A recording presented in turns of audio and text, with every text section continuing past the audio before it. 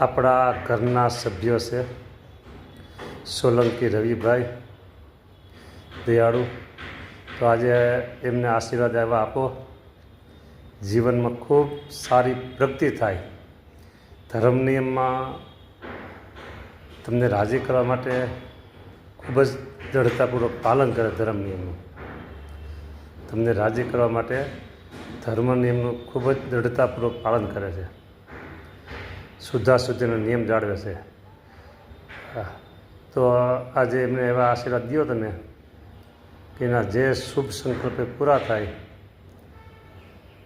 વધારામાં શરીર સ્વાસ્થ્ય ખૂબ સારું રહે અને ભક્તિનું બળ છે એ વિશેષ બળ આવે.